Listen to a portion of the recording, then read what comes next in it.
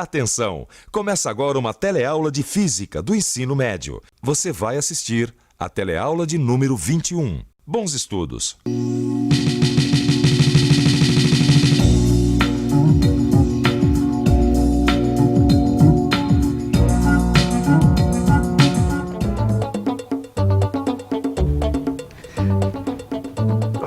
Cada vez que eu vejo a fotografia de um navio como esse, eu fico impressionado. Eles são enormes, devem pesar toneladas. E alguns ainda carregam cargas pesadíssimas. Puxa, mas como é que eles flutuam? Por que é que eles não afundam? Como é que eles conseguem boiar? São umas perguntas difíceis de responder, não é? Pois é, nessa teleaula de hoje nós vamos investigar juntos a física que existe por trás deste fenômeno. E para isso vai ser necessário utilizar muitos dos conhecimentos adquiridos até aqui. Esses conhecimentos vão ajudar você a entender o que é o empuxo, suas propriedades e aplicações. Você vai conhecer também o princípio de Arquimedes e suas aplicações. E agora muita atenção porque a nossa teleaula de hoje está apenas começando.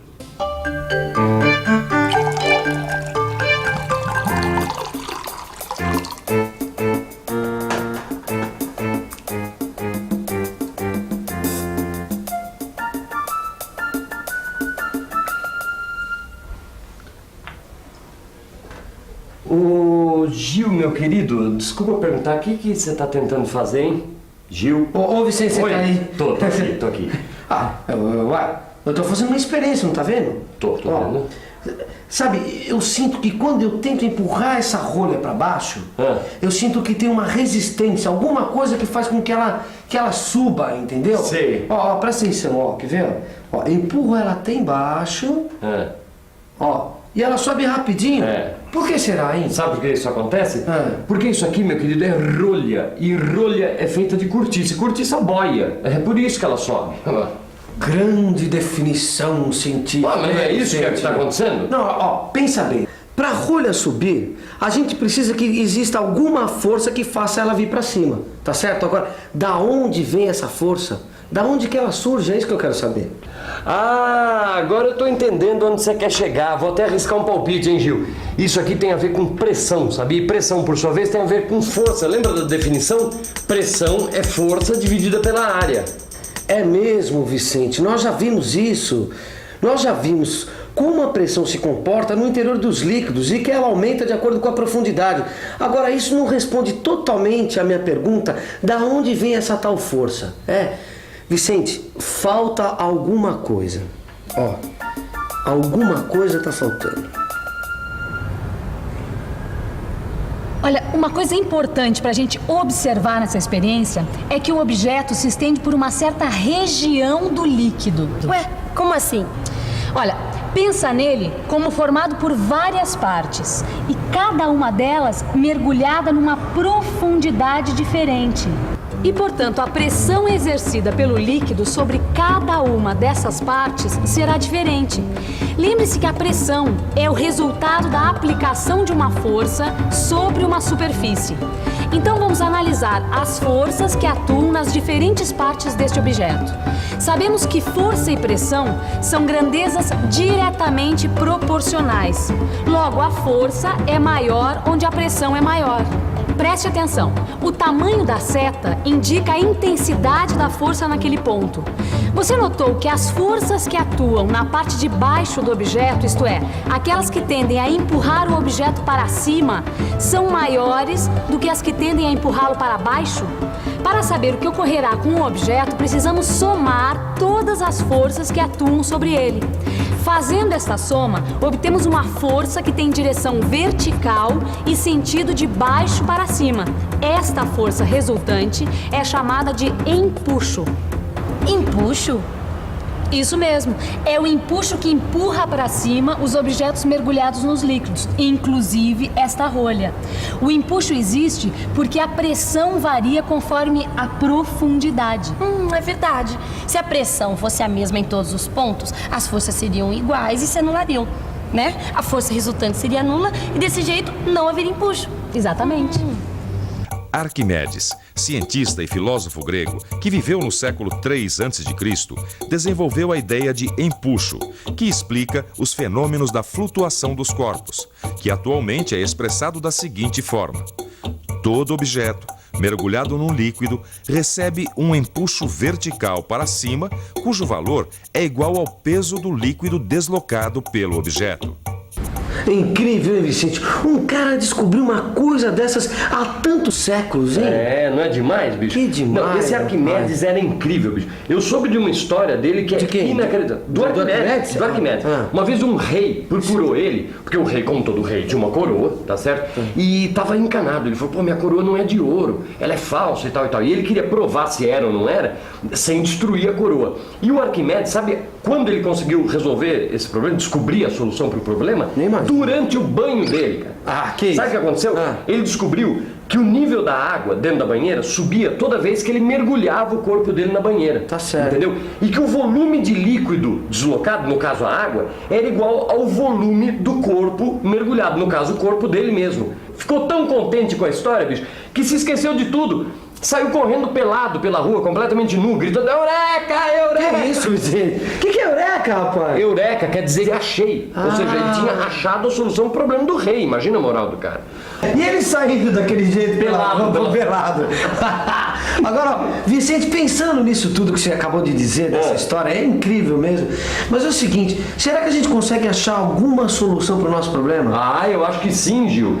A gente já descobriu que quanto mais líquido o objeto desloca, maior o empuxo, tá certo? Então, pra gente calcular o valor do empuxo exercido sobre um objeto, é só a gente calcular o peso do líquido que esse objeto deslocou, tá certo?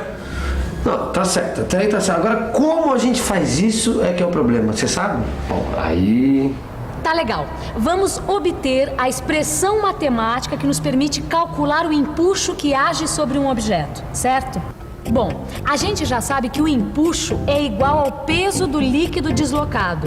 E o peso do líquido deslocado é igual ao produto da sua massa pela aceleração da gravidade. Substituindo esta segunda equação na primeira, obtemos o empuxo, que é igual ao produto da massa do líquido deslocado pela aceleração da gravidade. E como é que a gente faz para medir a massa do líquido deslocado? Eu já sei, Maristela, ó. A gente enche esse recipiente de água até a borda, mergulha o objeto, a água se desloca e parte dela, que equivale ao volume do objeto, transborda. Aí a gente recolhe essa água, coloca numa balança para medir sua massa. É pouco prático, Rosinha, você não acha?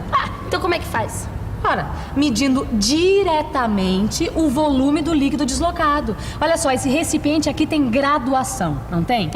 Então, para conhecer o volume do líquido deslocado, basta verificar o nível da água, do líquido, antes e depois de mergulhar o objeto. O volume de líquido deslocado é igual ao volume do objeto imerso, isto é, mergulhado no líquido. Portanto, uma outra maneira para a gente conhecer o volume do líquido deslocado é a partir do volume do objeto imerso. Agora a gente precisa relacionar o volume e a massa do objeto. Bom, você lembra daquilo que a gente já conversou sobre massa específica?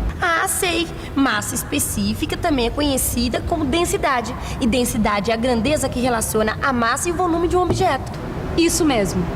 A densidade de um objeto é dada pela razão entre sua massa e o seu volume. Podemos então dizer que a massa é igual ao produto da densidade pelo volume. Então, utilizando essa equação, vamos chegar ao valor do empuxo, que é o produto da densidade do líquido pelo volume do líquido deslocado e pela aceleração da gravidade. Podemos observar que o valor do empuxo será tanto maior quanto maior for a densidade do líquido e quanto maior for o volume de líquido deslocado. Agora você já sabe como calcular o valor do empuxo. Mas tem uma outra coisa que precisa ser entendida.